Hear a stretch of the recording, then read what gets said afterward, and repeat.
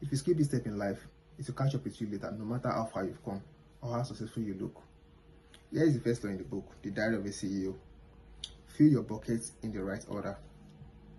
The idea is, our entire potential in life comes down to 5 buckets. 1. What you know, which is your knowledge. What you can do, which is your skill. Who you know, your network. What you have, your resources. And what the world thinks of you, which is your reputation. And the order you fill these buckets determines if you succeed or collapse later. This is where we usually start our professional life acquiring knowledge. When this knowledge is applied, we call it skill. When you have knowledge and skills, you become professionally valuable, that your network grows. When you have knowledge, skills, and the right network, your access to resources expands.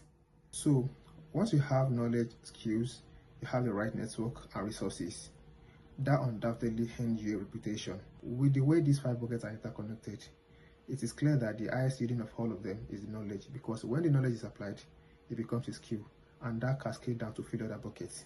Then the author shared 3 stories in the chapter, but I'm going to talk about just 2 of them. First is personal experience. When he asked a monk whether he should focus on making money or saving lives, the monk just answered him one line: "You cannot pour from an empty cup." And that changed everything for him. Because if your bucket is empty, you can't help anyone, including yourself.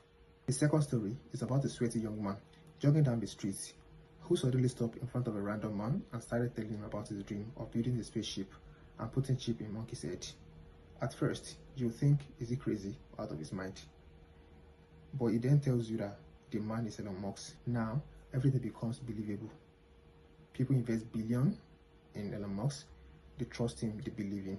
Why? Because he has filled all his 5 buckets. Here is a real life takeaway from the book. The author described the situation as a professional earthquake. This is an event that adversely impacts you, which you mostly don't have control over. Say for instance, a new technological innovation that disrupts your industry, or if you are a founder, your company going down. If you are an employee, your employer firing you. If this happens, the only thing that can never be taken from you is your knowledge and your skills.